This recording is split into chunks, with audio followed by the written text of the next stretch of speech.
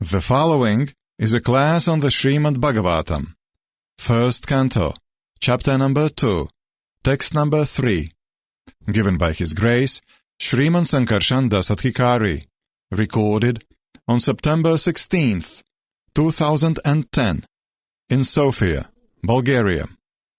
So today we are reading from Srimad Bhagavatam, First Canto, Chapter number 2, Text number 3.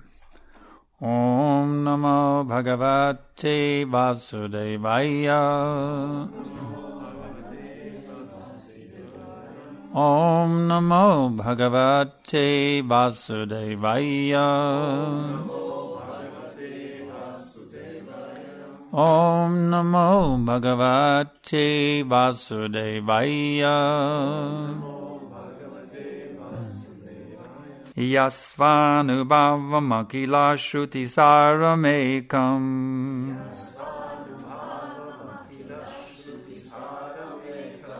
Adhyatma deepam atiti tirshatam tamondham.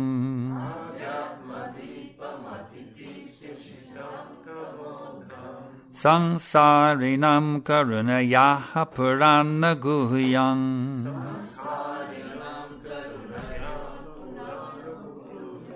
Jang vyasa sunamupayami gurung muninam.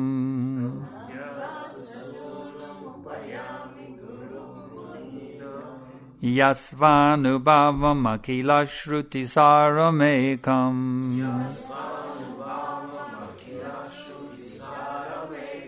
Adhyatma deepam etatiti shirtam. Yadhyatma deepam etatiti. Adhyatma deepam atititir shatam tamondam.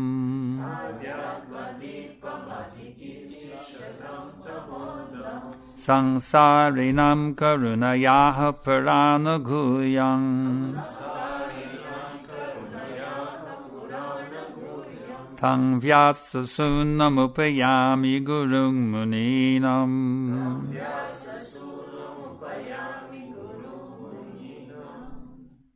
Translation and purport by His Divine Grace, Srila Prabhupada.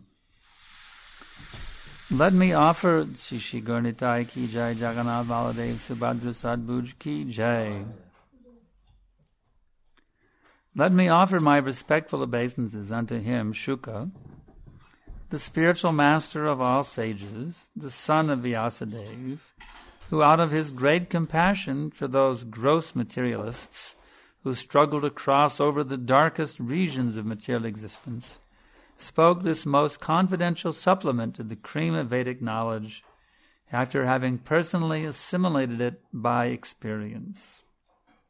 Purport.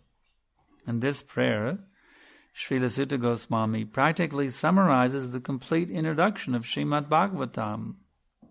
Srimad Bhagavatam is the natural supplementary commentary on the Vedanta Sutras.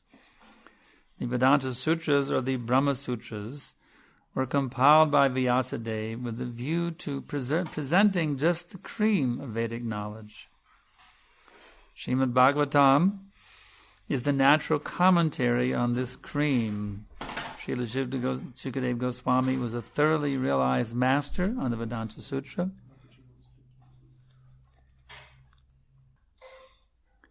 And consequently, he also personally realized the commentary, Srimad Bhagavatam.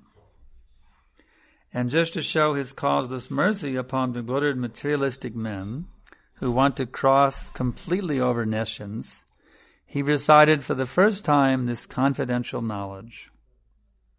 There is no point in arguing that a materialistic man can be happy. No materialistic creature, be he the great Brahma or an insignificant ant, can be happy. Everyone tries to make a permanent plan for happiness, but everyone is baffled by the laws of material nature. Therefore, the materialistic world is called the darkest region of God's creation. Yet the unhappy materialists can get out of it simply by desiring to get out. Unfortunately, they are so foolish, they do not want to escape.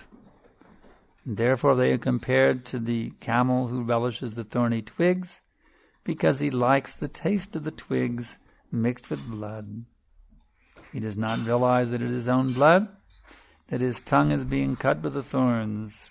Similarly, to the materialist, his own blood is as sweet as honey, and although he is always harassed by his own material creations, he does not wish to escape. Such materialists are called karmis.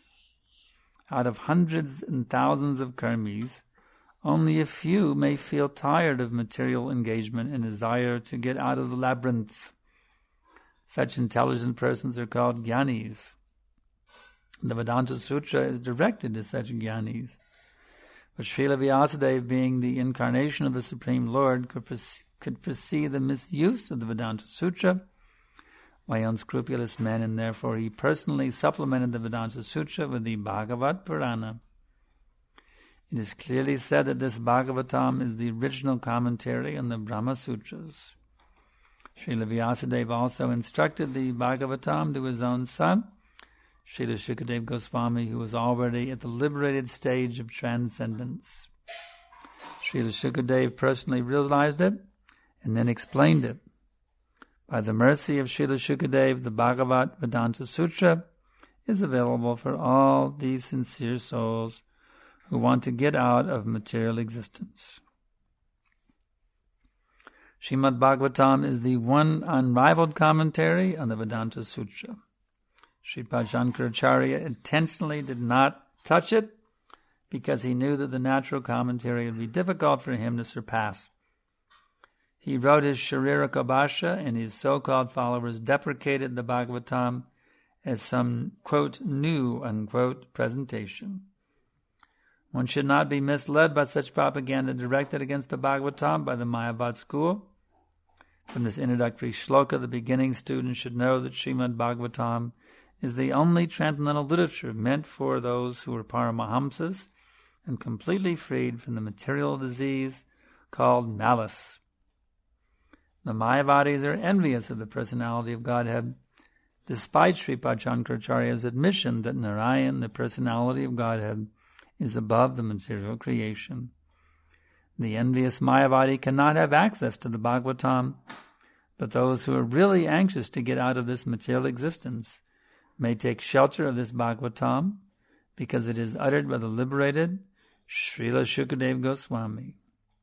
It is the transcendental torchlight by which one can see perfectly the transcendental absolute truth realized as Brahman, Paramatma, and Bhagavan. Vandeham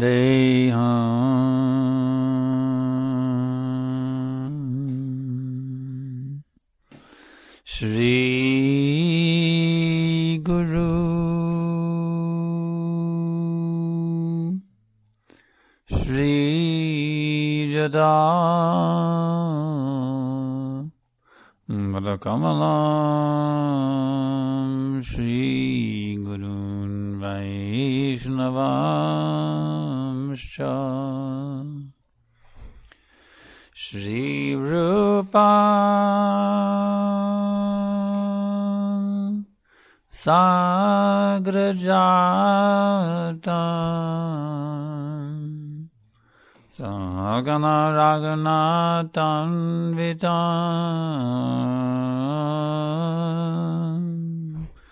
Tam Sajiva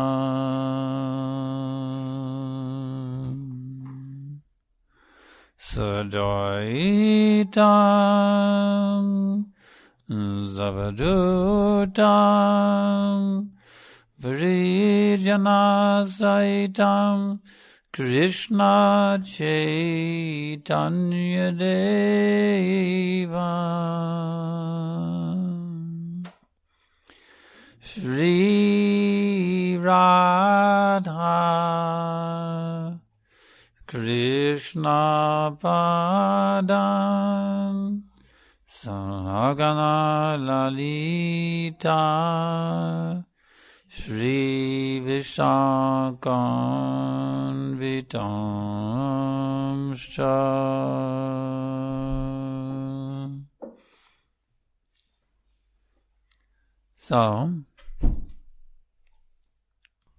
So it's very interesting to note here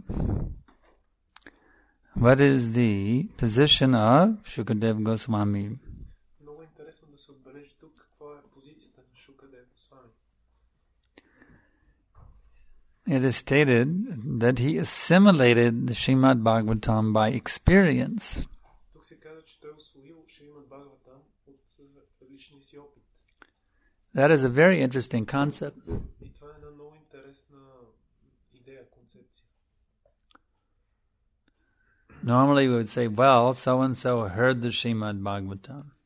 Обикновено ние казваме, еди кой си е чул Бхагаватам. In this way he learned the Srimad Bhagavatam. И по този начин той е научил, усвоил Бхагаватам. But instead of saying he learned it by hearing, it is saying he experienced it by assimilation. Но тук се казва, че вместо да го е научил чрез слушане, той го е усвоил Or he assimilated it by experience. It's the same concept. той го усвоил чрез личния си опит. So the question is there a difference between hearing and experiencing? Въпросът има ли разлика между слушане и възприемане и личен опит? In one sense, there's no difference. В известен смисъл няма разлика. Because hearing is itself an experience. Защото слушането само по себе си е някакъв опит. If you hear the Bhagavatam, you're experiencing the Bhagavatam. Или преживяване. Когато слушате Бхагаватам, вие го преживявате. But there is also a difference. Но също така има и разлика. Just like there is Gyan and there is Vigyan. Точно както има гьяна и вигьяна. Gyan means you have heard the knowledge, you now know the knowledge because you heard it and you remembered it. Гьяна означава, че сега знаете знанието, защото сте го чули и си го спомняте. But Vigyan means you have practically realized it. Но вигьяна означава практическа реализация на това знание. You are absorbed in practically living that knowledge. Когато вие сте погълнати в практически да изживявате това знание. So we can understand that Shukadeva Goswami was not a Gyani who simply theoretically knew the Bhagavatam. Така можем да разберем, че Шила Шукадева Госвами не е бил гьяни, който просто теоретически знае Бхагаватам. He was experiencing the Bhagavatam 24/7 because he lived the Bhagavatam. Той живеел този Бхагаватам във всеки един момент и затова His thinking was Bhagavatam. неговите мисли бил Бхагаватам, His speaking was Bhagavatam. неговия говор, неговата реч била Бхагаватам. And his actions were all Bhagavatam. И всичките негови дейности били. In other words, Shukadeva Goswami was experiencing the Bhagavatam at every minute. С други думи, Шила Шукадева Госвами преживял Бхагаватам във всеки миг. He was living in the Bhagavatam. Той живеел с Бхагаватам или в Бхагаватам. So, to say he assimilated it by experience is certainly true. И затова, за да се каже, че той го усвоил от личния си опит, е със сигурност вярно. But it's not that the assimilation process stopped. Но не е така, че процесът на усвояване е прекратен. In other words, Bhagavatam is unending. С други думи, Бхагаватам е безкрайен. The realization of Bhagavatam is not static. Реализацията на Бхагаватам не е статична. It is dynamic and ever expanding. Тя е динамична и вечно разрастваща се. So one who is living the Bhagavatam by his thoughts, words and deeds И затова този, който живее Бхагаватам със своите мисли, is assimilating it more and more and more as time goes by. мисли, думи и дела, той с течение на времето все повече и повече усвоява Бхагаватам. So what does it mean assimilated? И какво означава да го усвоиш? It means he's absorbing it into his very being. Това означава, че такава личност абсорбира Бхагаватам с цялото си същество. It's becoming part of him, more and more part of him.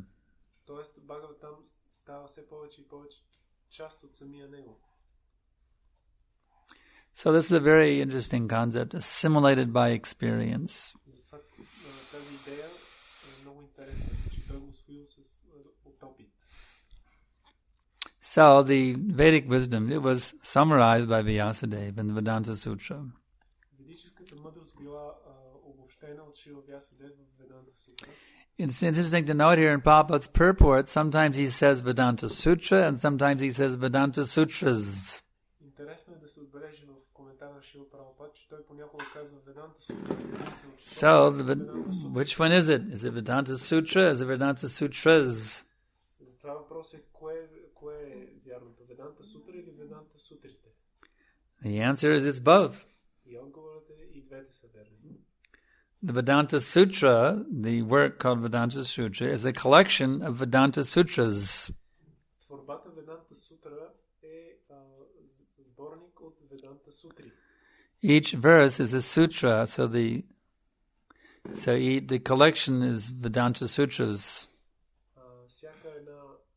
Всеки един стих е сутра и сборника от тях е Веданта Сутри. And the Vedanta Sutras are collectively known as the Vedanta Sutra. И Веданта Сутрите сборно са известни като Веданта Сутра. So whether you say the Vedanta Sutras or you say the Vedanta Sutra, in either case you're correct. И дали казвате Веданта Сутра или Веданта Сутрите, и в двата случая ви се прави. So after compiling the Vedanta Sutras, И така след като съставя Веданта Сутрите, we've many times heard the story. Vyasadeva was feeling despondent. много пъти сме чували тази история, как Шрила Вясадев се чувства неудовлетворен. He was feeling incomplete, Чувствал се непълен, dissatisfied, неудовлетворен, morose. потиснат. Why? И защо? Because he hadn't given exclusive glorification to Krishna. Защото той не бил специфично възхвалил Кришна директно. Krishna was mentioned. Кришна бил споменат. It's not that Krishna wasn't mentioned before the Bhagavatam, Не е така, че Кришна не е бил споменат преди написването на Бхагаватам. but Krishna was not mentioned as the exclusive personality of Godhead. Но Кришна не е бил посочен като единствената изключителна божествена, върховна божествена личност. And as Krishna points out in the Bhagavad Gita, text 22 of chapter 9, he has to be exclusively worshipped. И както самия Кришна казва в Бхагавад Гита 9 глава 22 стих, той трябва да бъде обожаван с изключителна преданост. Ananyaschantayanto mam yejana paryapasate teisham nityapayuktanam yogachemam vahamyaham. That for those who worship me exclusively, За тези, които ме обожават с изключителна преданост, preserve what they have and I carry what they lack. аз им запазвам това, което имат, и им давам това, което им достига. So, if you really want to be connected with God, Ако наистина искате да бъдете свързани с Бога, with Krishna, с Кришна, it's not that you can worship Him as just another one of the many different great personalities. вие не може да го обожавате като просто една от многото велики личности. You have to worship Him as summum bonum, Вие трябва да го обожавате като сумум бонум, the absolute personality of Godhead. абсолютната божествена личност. Only then will you be satisfied. Само тогава ще бъдете удовлетворени. Ahaitakiya pratiyata yadmo suprasidati. That unless one worships Krishna without motivation and without interruption, he cannot be happy. Освен ако човек не обожава Кришна без мотив и без прекъсване, той не може да бъде щастлив. So any worship which is not exclusive Krishna worship will leave the worshipper dissatisfied. Затова всяко обожание, което не е изключително насочено към обожание на Кришна, ще остави обожателя неудовлетворен. Therefore, Vyasadeva was naturally dissatisfied. И затова самия Шрила Вясадев по естествен начин бил неудовлетворен. And then, under the guidance of his spiritual master Narada Muni, Тогава под ръководството на своя духовен учител Нарада Муни, he compiled the Vedanta, as described here, an interesting term, the Bhagavat Vedanta Sutra. и той съставил, как се описва тук, интересен термин Бхагавата Веданта Сутра. So that's the there's the Vedanta Sutra, and there's Bhagavad Vedanta Sutra. Is another name for the Bhagavatam. Имаме Веданта Сутра и имаме Бхагавата Веданта Сутра, което е друго име на Бхагаватам. So by the compilation of the Bhagavatam or the Bhagavad Vedanta Sutra,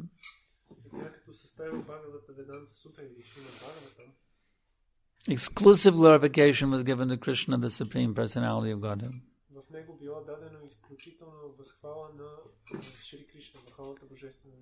Vyasadeva became satisfied. And now, if we can seriously take advantage of this Bhagavad Vedanta Sutra,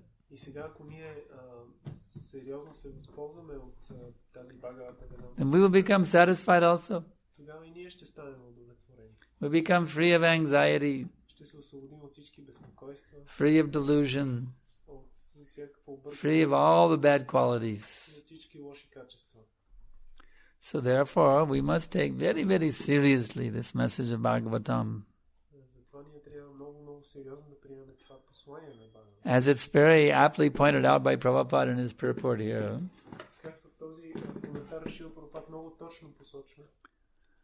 that there is no happiness whatsoever in this material existence. Even though everyone is trying to make arrangement to be happy here, you cannot be happy here. It is not possible. You may think you have your happiness arranged.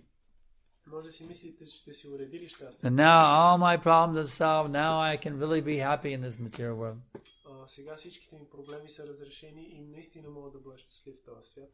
But as soon as you think like that, immediately, boom, something comes in and disrupts your so-called happiness.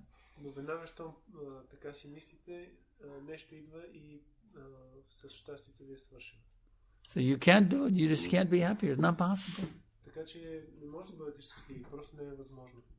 The only happiness is to get out of here. Of course, even on the way out, you can be happy.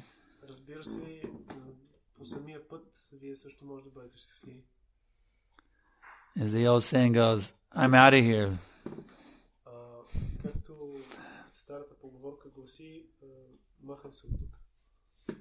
It's a saying, it's a saying in America, I'm out of here.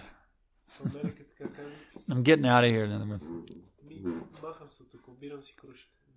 So even though one may still be in this place, if he's in the process of getting out, then that is also happiness.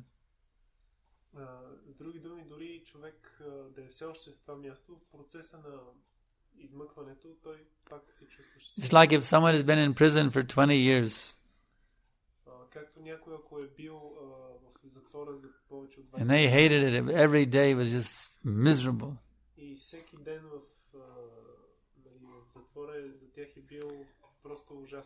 But then they got parole. The parole papers came through. You're being released this afternoon at 4 o'clock.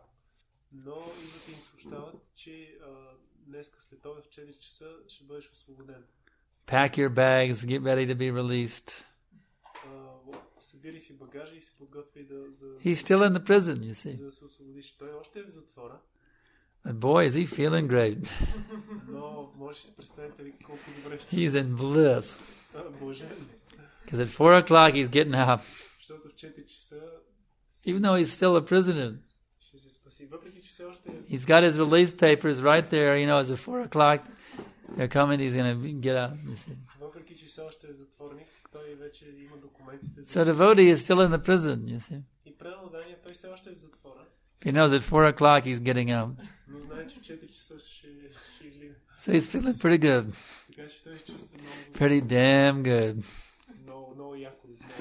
I'm getting out here at 4 o'clock.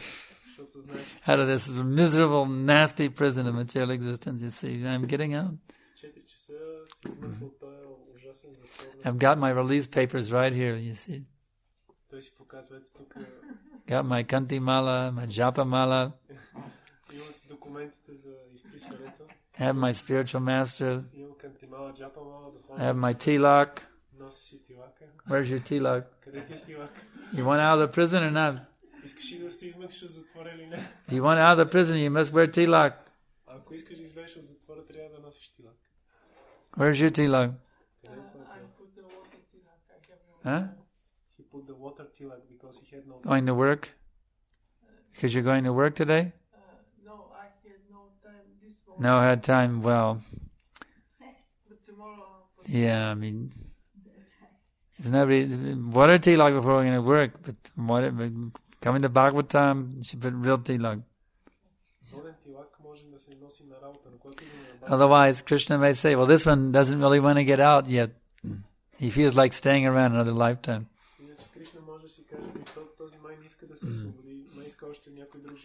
It is so, Krishna. Yes, my Lord, I want out of here. So, I can ask now if there's any questions. Ikshvaku Prabhu.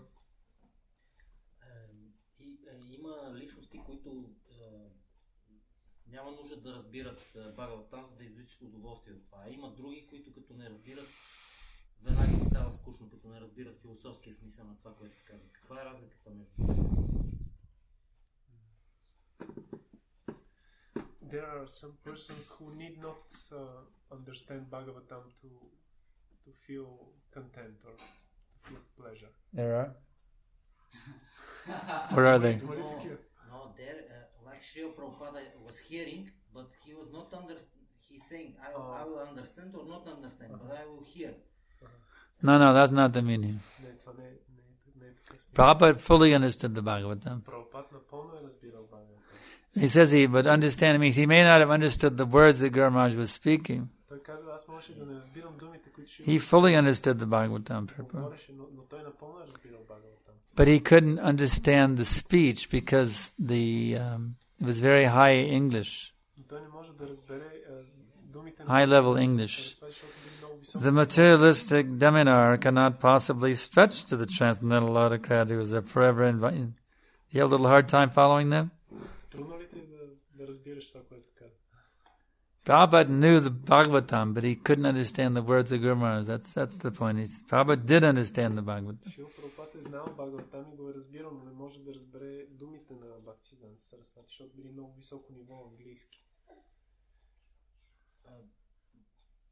И това е въпросът. Това е разликата между такива личности, които макар да не разбират думите, знаят Шримад Бхагаватам, и други, които го слушат, но за тях трябва да има разбиране и на философския смисъл. Иначе им е скучно. So he is asking what is the difference between those kind of persons who know the Bhagavatam, they hear it although they may not understand everything, and those persons who hear it and understand it, but because they lack the philosophical explanation or understanding, it's kind of boring for them because there is no. What is boring? They understand it, but it's boring for them? Те го чуват, но им е скучно. Скучно, защото не разбират. They hear it, but it's boring for them. They hear it, that means they don't really hear it. If somebody is bored by hearing the Bhagavatam, that means it's going in one ear and out the other. It's not going into their heart. Ако някой е отекчен, когато слуша Бхагаватам, това значи, че влиза през едното му ухо и излиза през другото, не влиза в сърцето. In other words, if they're not really hearing it, they're just making a show of hearing it. Това означава, че те просто правят шоу, че слушат. Те не го чуват. It's not entering into their heart. Защото то не влиза в сърцата им. If you're actually hearing the Bhagavatam, that means you're taking it into your heart. You're assimilating it. Ако ти наистина слушаш Бхагаватам, това означава, че го приемаш в сърцето си и го усвояваш. If one takes Bhagavatam deep within one's heart, then one becomes completely transformed. Ако някой приеме Бхагаватам дълбоко в сърцето си, той напълно. One becomes carried by the wings of the Bhagavatam back to the spiritual existence, the Paravyama. Той напълно се трансформира и бива отнесен от крилете на Бхагаватам в духовното небе съществуване. Паравьяма.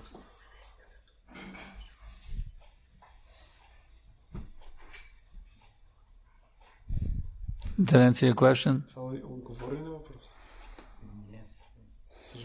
Completely, or you still have some questions? Yes, completely. All right, what is it? Yeah, completely. No, he said He said yes, completely. Fully answered. Fully answered. Oh, good. One simply has to. In other words, if you don't feel how you're being carried by the wings of the Bhagavatam to the spiritual sky, that means you're not properly hearing it. Това означава, че ако ти не чувстваш как на крилета на Бхагаватам си отнесен в духовното небе, това означава, че не слушаш правилно. Bhagavatam is an airplane. Бхагаватам е като един самолет.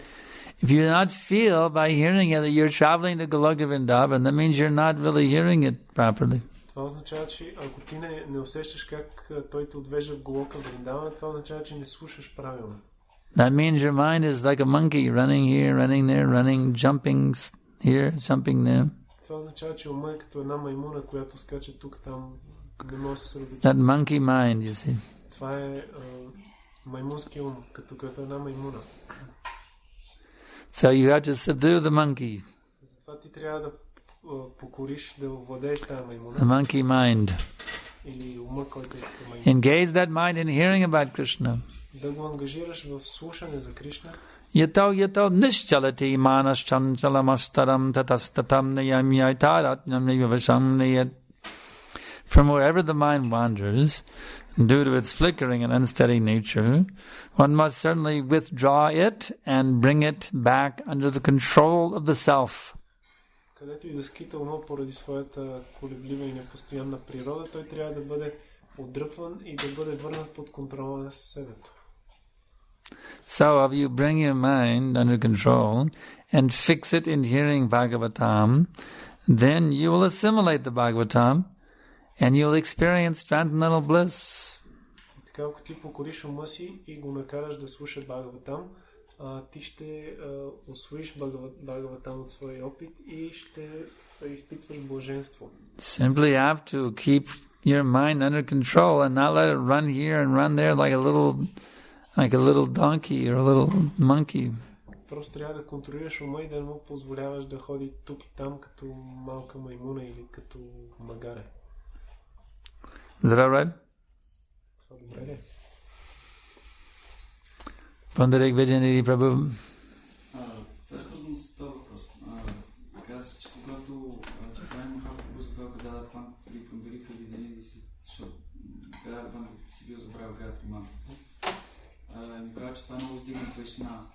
И той му като видял как живее на място, ще казал, това ли е това много издигна Кришна, обаче като чува един текст, Кришна Бхагаватам, който в описанието се казва, че не бил някакъв расика там за Кришна, не бил десет, просто някакъв обикновен текст.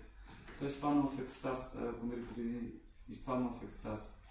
И в смисъл аз съм си мислил, че има такива тексти, примерно във втора песен, там като се описва толкова Бог, като го обожаш, това става, толкова Бог му не става.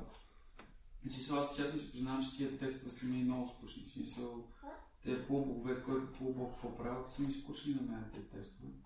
И не мога да разбера, примерно, къде е трансценденталното божество в тия текстове.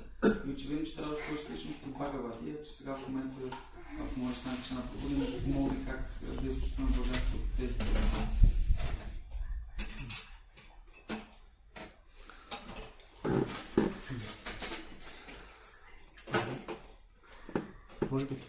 Може и на английски да го казваш, аз да го повтарям, за да не объркам, да не задам друг въпрос.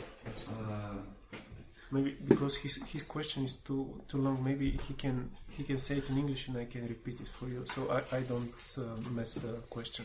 Take it in one half. No, he can say it in English and I can repeat it. Ah, okay. Yeah, that's fine. Because I may. Yeah, that's fine. Do that. Okay.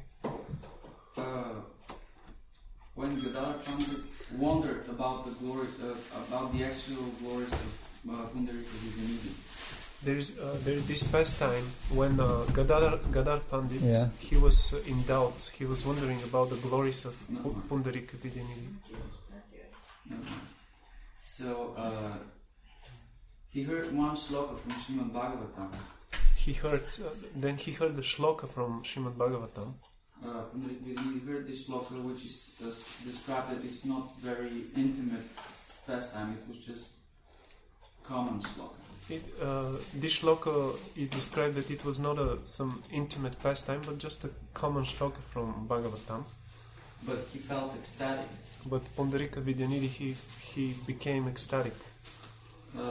I myself, I admit that in the second canto, for example, we read about this demigod giving such blessing, this demigod giving this boon or something, and I don't feel ecstatic. And he admits that when he reads some shlokas, for example, from the second canto of Bhagavatam about the creation or the demigods, and he does not feel ecstatic when he reads these shlokas, verses. So what's the question?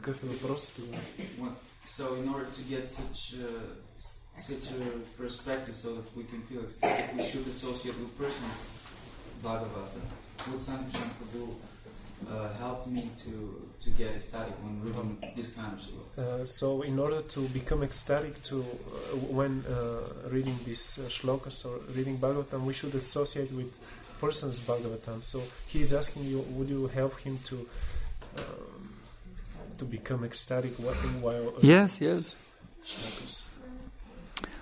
I'll be happy to do that. Ще се радвам да направя това.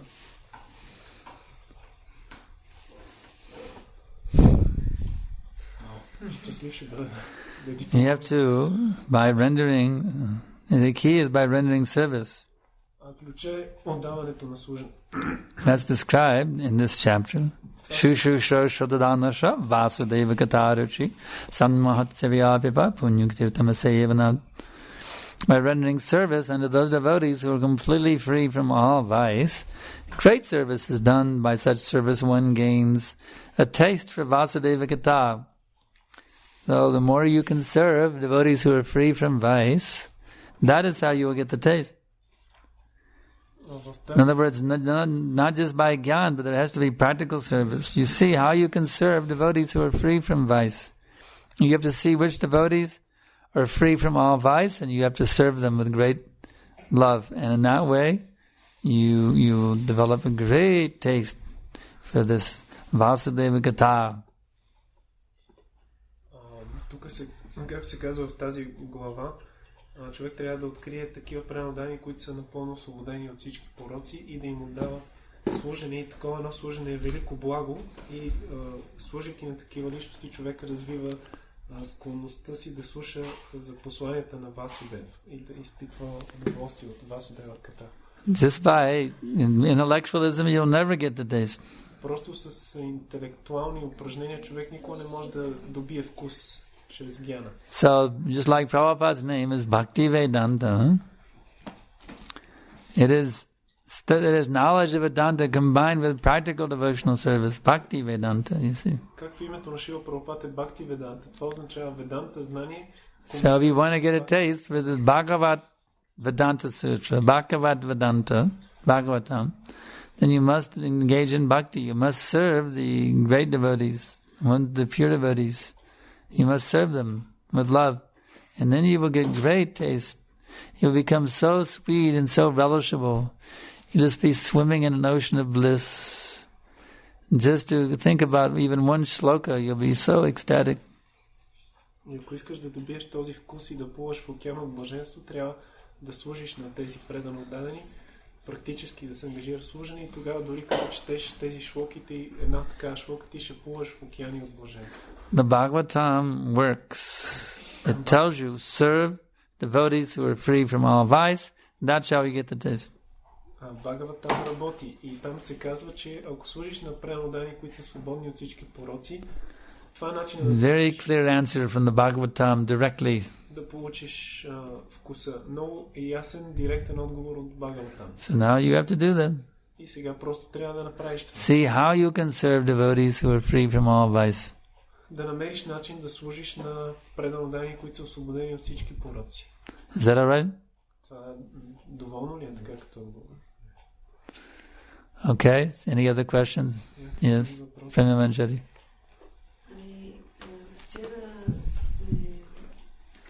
Се обясниха много неща за начина, по който ние сме изпаднали в духовния свят. И за това, че в състояние на сън присъстваме тук, а нашата сварупа е горе в духовния свят, спящо състояние. Също че в материалните ни тела има едно спящо духовно тяло, което ние трябва да събудим. Защото за да отворим духовните си очи, духовните си уши, нали, ние трябва да извършим определени духовни дейности. Това не е ли същата сварупа, която when we were discussing about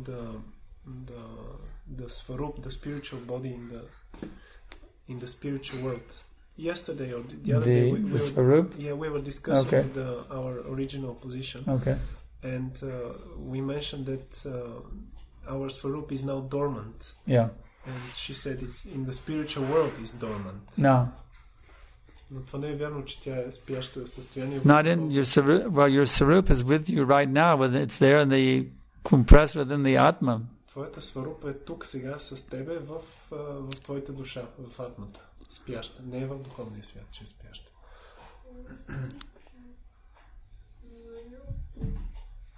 Мисля, това отговаря ли? Смисъл? Значи ние, извършвайки духовни дейности, тук ние просто пробуждаме. Помагаме на нашата духовна сварупа да израства, за да можем да се пренесем по-скоро в духовния свят. So by performing spiritual activities, we help our svarup to grow. Your sarup, the revival of your sarup. Да, това е възраждането на твоята сварупа. Тя се възражда. It's like in a seed-like state right now. В момента тя е под формата на семе. By doing bhakti, then your sarup will become manifest. И като извършваш дейности в бхакти, твоята сварупа отново се проявява.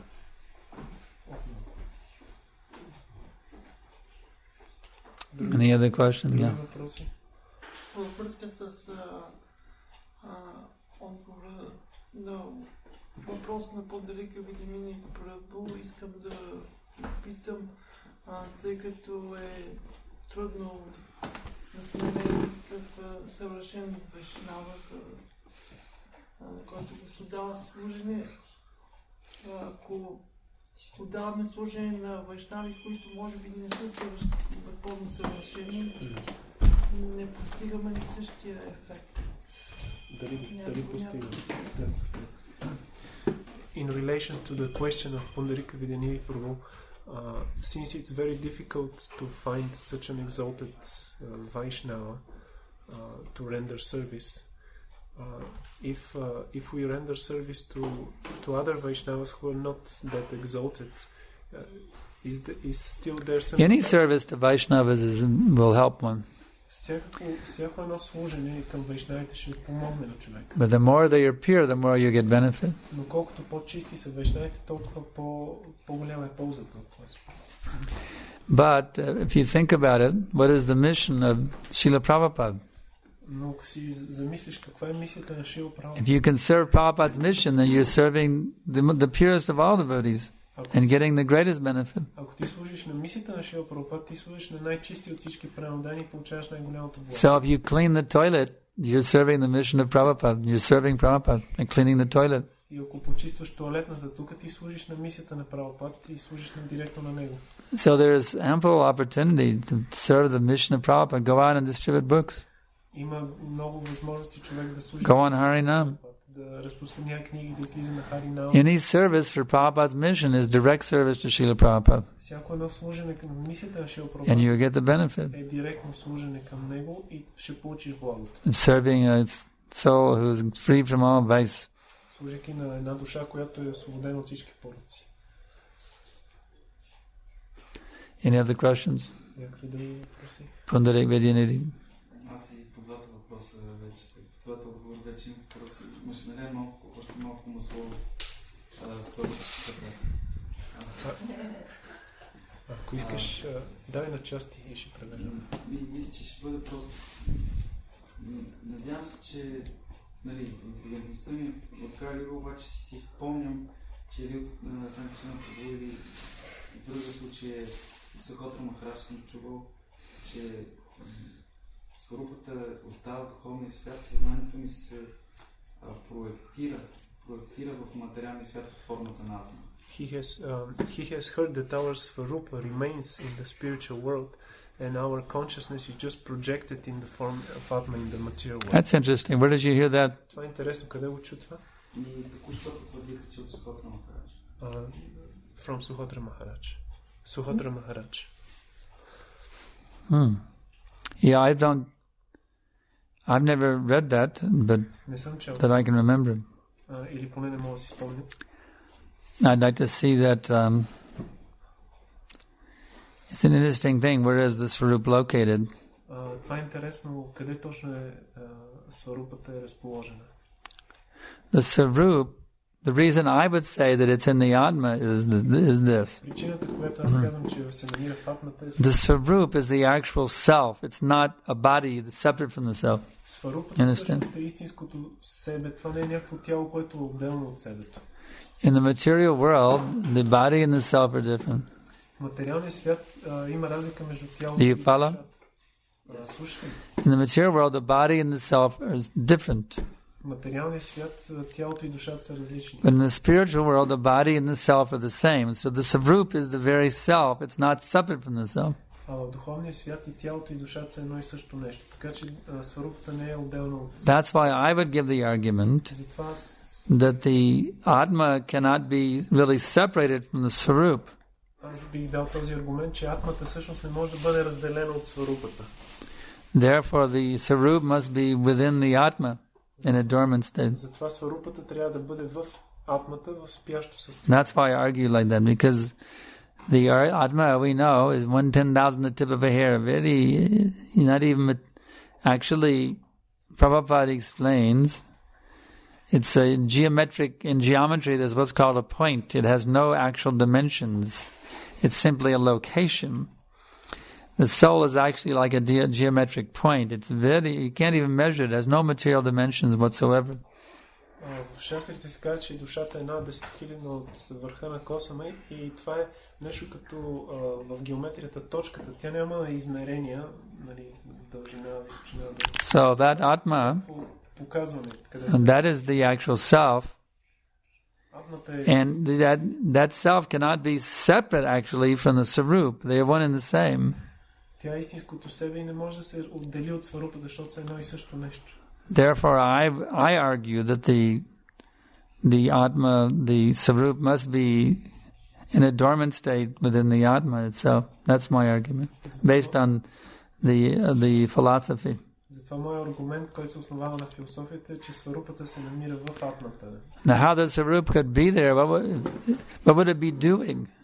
Yes, lying down, taking a nap or something. Какво е тази Сварупа? Какво прави тя?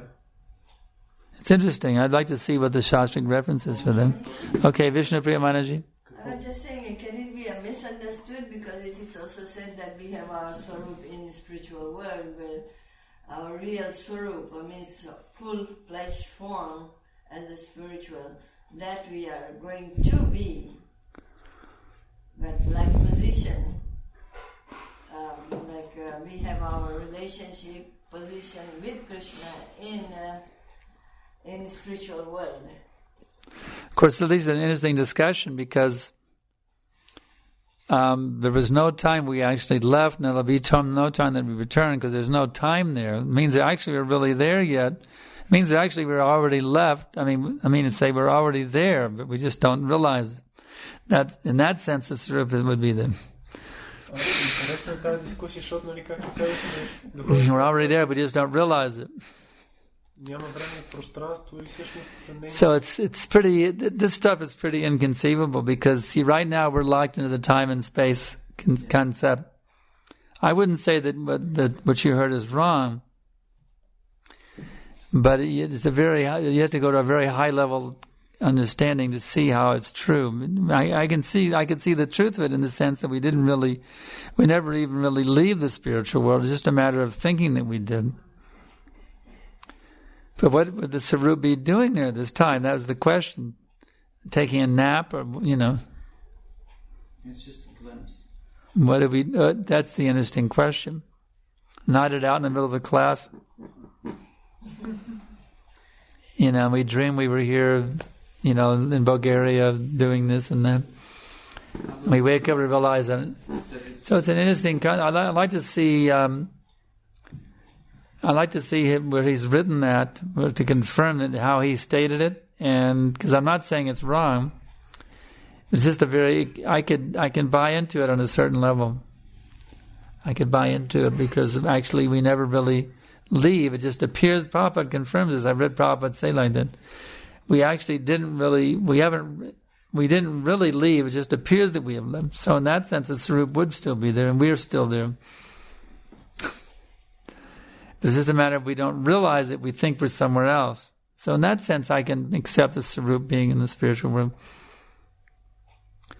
But I'd like to see in what sense he explains it. So if you know where that is, kindly email me or drop by my room and show me in the book where he said that. I'm interested to see. It was a lecture. In a lecture. A lecture, yeah. I can see it, and from one angle of vision, I can agree with that, yeah. But in terms, that's a very high level understanding of the fact that which is verified by Prabhupada, although we don't usually say like that. We say that we fell, and we did indeed fall, but in one sense we didn't. So in that sense, the Sarup would still be in the spiritual world. So it's a very esoteric understanding, but I can see the truth of that. But as a general thing, a more common, a more exoteric understanding is we understand that we did fall from the spiritual world, and me and my Sarup are one and the same. They're not different. So in that sense, the Sarup would be bound up within the, in a seed-like state within the Atma at the present time. So I can see that there's a way of seeing the truth of both of those statements. I'm not negating Sahotra Swami. He's very advanced in philosophical understanding. I'm saying there's a way to see that both concepts are true. That's what I'm saying.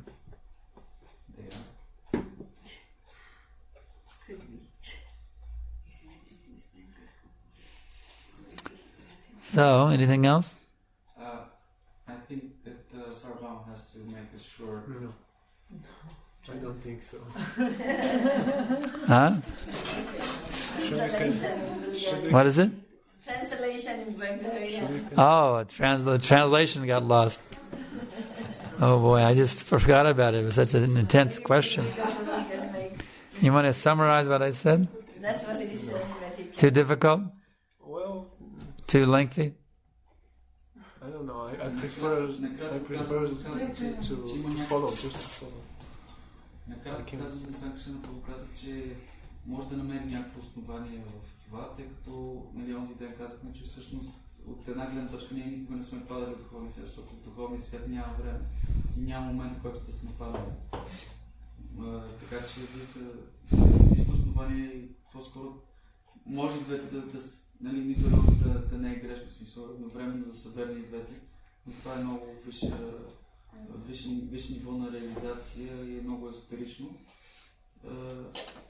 Но казва, че има база това твърдение и казва, че и двете могат да са верни.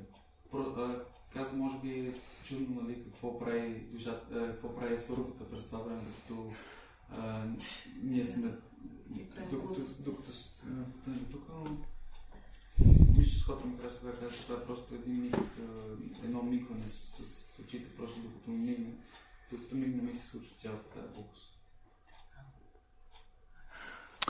Okay, we can stop here. Kantaraj Srimad Bhagavatam ki jai, Srila Prabhupada ki jai.